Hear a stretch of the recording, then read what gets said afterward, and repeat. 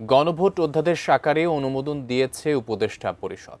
এ ব্যাপারে বিস্তারিত জানাতে নিউজরুম থেকে সরাসরি যুক্ত হচ্ছেন সহকর্মী সাজেদা সুইটি।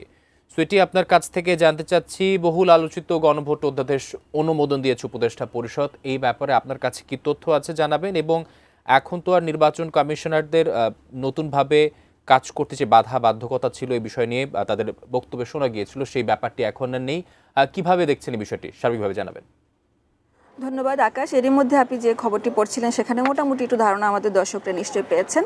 আমি যদি এর আগের একটু ব্যাপারগুলো আমাদের দর্শকদের মনে করিয়ে দিই, যে প্রধান উপদেষ্টা সর্বশেষ যে জাতির উদ্দেশ্যে ভাষণটি দিয়েছিলেন সেখানে কিন্তু মূল আকর্ষণ ছিল যে গণভোট যে হবে এবং জাতীয় নির্বাচনের সাথে হবে সেই ব্যাপারটি, এবং তিনি যে 4টা টপিকে যে একটা প্রশ্নের ভিত্তিতে গণভোটটা হবে, মানে হচ্ছে আমাদের জনগণ এটাতে কি রাজি আছে কি নাই, সেই ব্যাপারটা আসলে চূড়ান্তভাবে জানার জন্য এই গণভোট, সেই ব্যাপারটা তিনি পরিষ্কার করেছিলেন।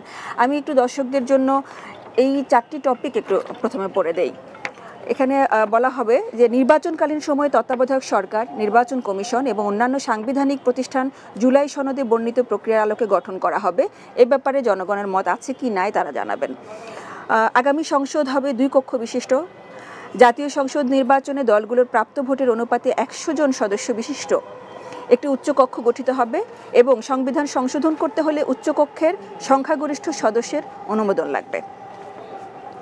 সংসদে নারী প্রতিনিধি বৃদ্ধি, বিরোধী দল থেকে ডেপুটি স্পিকার ও সংসদীয় কমিটির সভাপতি নির্বাচন, প্রধানমন্ত্রীর মেয়াদ সীমিতকরণ, রাষ্ট্রপতির ক্ষমতা বৃদ্ধি, অর্থাৎ রাষ্ট্রপতি এবং প্রধানমন্ত্রীর ক্ষমতার ভারসাম্যের ব্যাপারটা যেটা বহুল আলোচিত, বিচার বিভাগের স্বাধীনতা সহ বিভিন্ন বিষয়ে যে 30টি প্রস্তাবে জুলাই জাতীয় সনদে রাজনৈতিক দলগুলোর ঐকমত্য হয়েছে সেগুলো বাস্তবায়নে আগামী নির্বাচনে বিজয়ী দলগুলো বাধ্য থাকবে।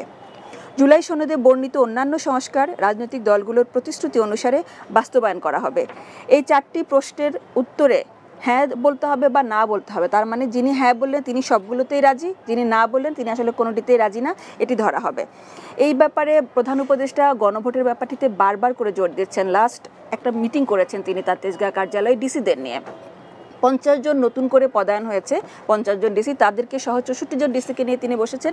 জেলা প্রশাসকদের তিনি বারবার করে নির্দেশনা দিয়েছেন যে মাঠ পর্যায়ে যারা দায়িত্বে থাকবে, বিভিন্ন পর্যায়ে যারা দায়িত্বে থাকবে, তারা নিজেরা যেন গণভোটের বিষয়টা আগে নিজেরা ভালো করে বোঝেন, এটার গুরুত্ব যেন বোঝেন। গণভোটটা কিন্তু শুধুমাত্র সরকার বদলের ভোট না, সরকার বদলের ভোট হবে 5 বছর পর যেটা হয়, যেটি সাধারণ নির্বাচন, জাতীয় নির্বাচন সেটি, কিন্তু এই গণভোটটা হবে আসলে শতাব্দী নির্বাচন। এটা হচ্ছে জাতির শতাব্দী ধরে কিভাবে পথ চলবে বাংলাদেশি মানুষ, যে রাজনীতি, সেটির ব্যাপারে সিদ্ধান্ত নেয়ার এই ভোট হচ্ছে এই গণভোট।